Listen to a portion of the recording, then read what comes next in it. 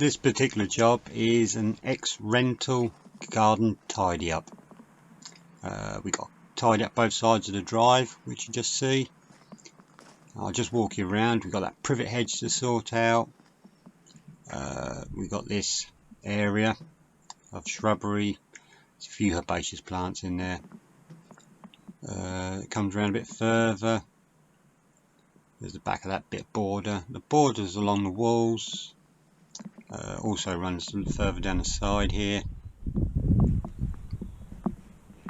And we also have this conifer hedge. At the front here, this border's got to be cleaned up. There was some more borders further along the front lawn and some other bits and pieces. The gravel's got to be cleaned up. These conifers have got to be trimmed up. As you can see, the conifers are not in good condition. As you can see, there's a dead one there. And the hedge continues to run down the side here.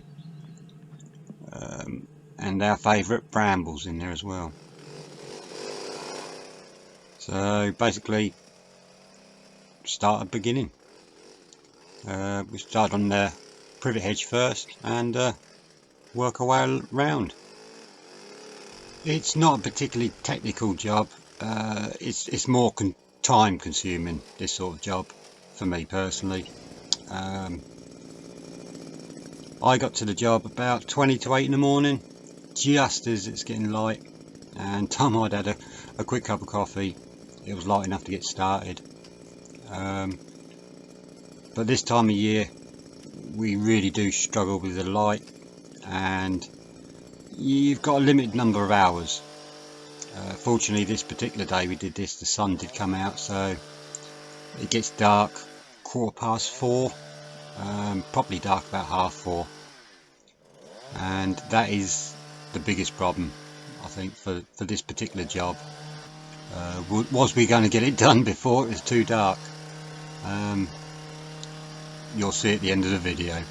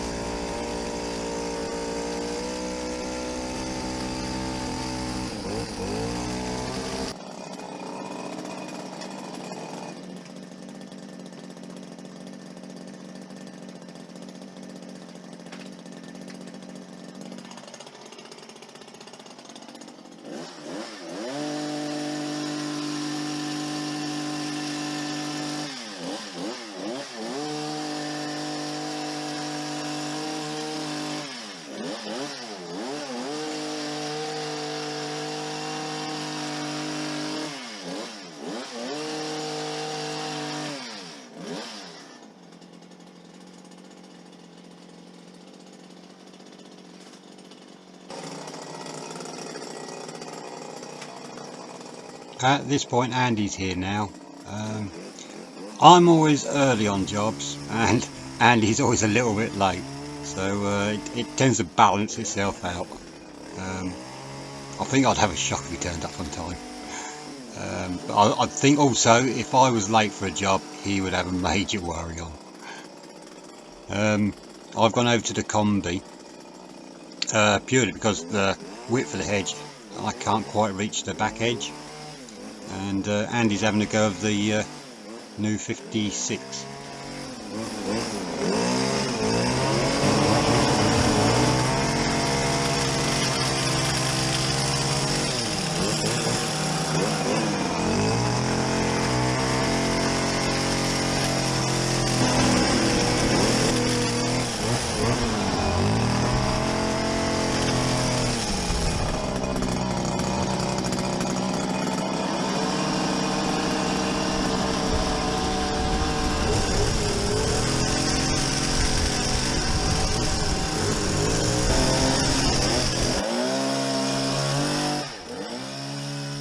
We give the privet a pretty stiff haircut, definitely won't do it no harm.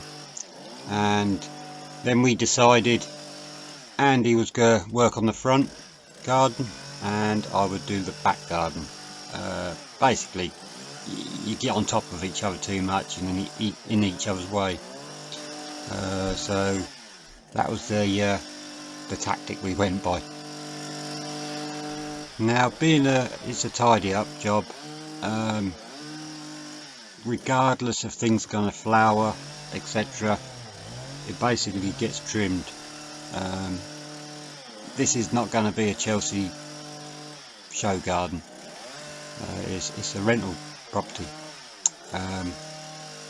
so I'm afraid it is what it is. It gets trimmed. The best we can do is, to a certain extent, sometimes be a little bit more sympathetic to the plant, maybe. But I know some people could say you shouldn't have trimmed that this time of year, etc. We're here for one day only, and that's it. And our spec is trim it, get it tidied up.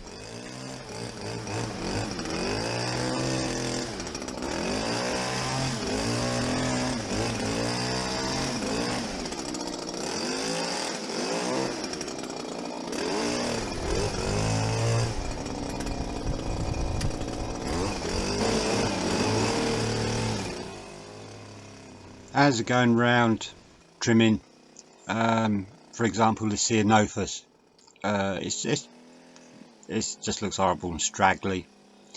But I'm just taking the stragglers off. I'm not cutting into it hard at all. It's just to make it look a little bit better. It is cosmetic. To be honest with you, though, most of the plants in this garden are pretty poor. It's a shame, but it's what happens.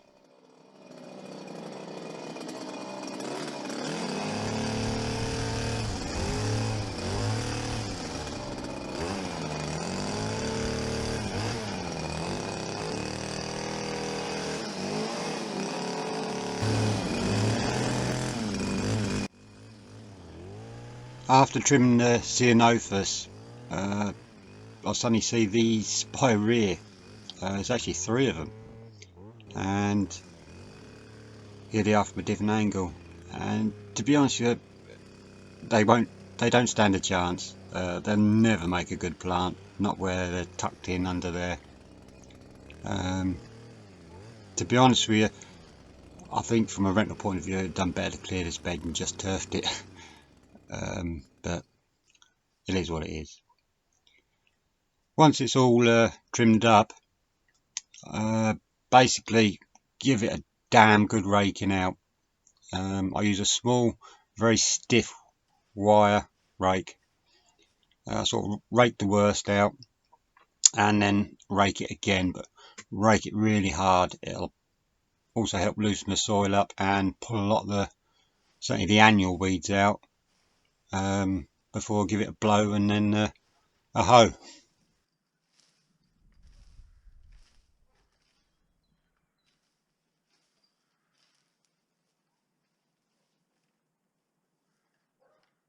You can see the brown side of the ceanothus from here. I don't know, it might be because there's a lot of Michaelmas daisies in there as well, and they were growing through it, so they probably shut a bit of the light out to it as well, which hasn't helped it much.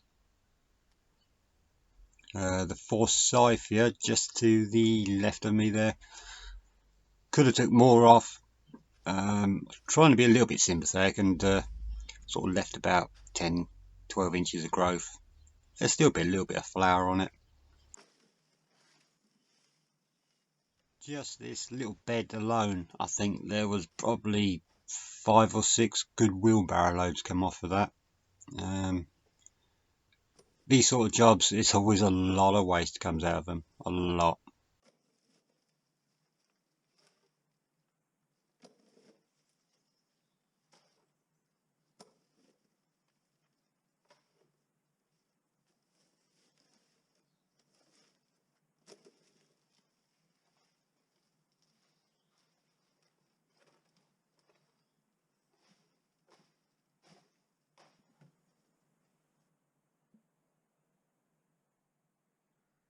So far this is what we got done. Obviously everything's trimmed, raked out. We've tried hoe, the border is very wet on there. Just needs a final blow now really, taking the little bits out. I've tied it up down there, just wants raking the moss out.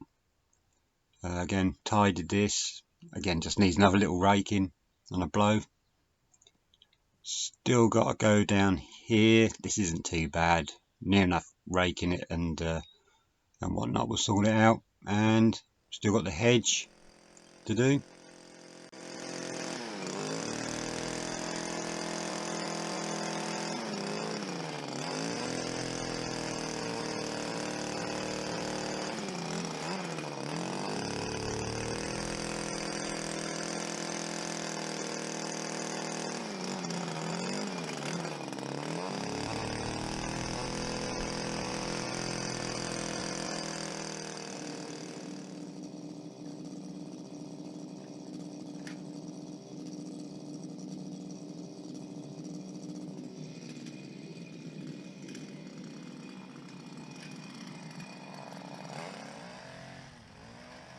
Unfortunately, all the back of the hedge has been cut off and all the top of the hedge is pretty well chomped up. So you can just trim it the best you can. That's all you can do on this sort of thing.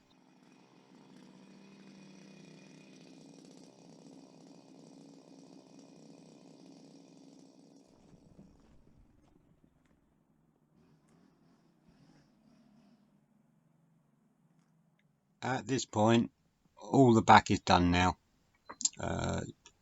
All I've got to do at the back is a final blow. As you can see, it's all reasonably tidy. Borders along there all sorted out.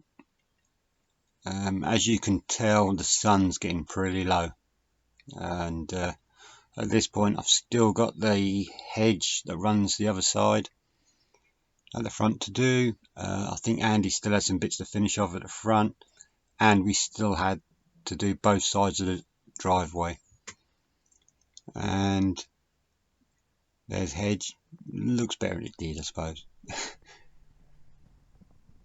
And you probably guessed it, we didn't get finished before dark. Luckily we got some torches, and I think that was about 5:45 we finished. So the job did get done, it got finished, but we finished in the dark. And we had a 3/4 of a trailer load out of this, so it is amazing how much comes out of them. Thanks for watching, and hope you enjoyed. Thank you.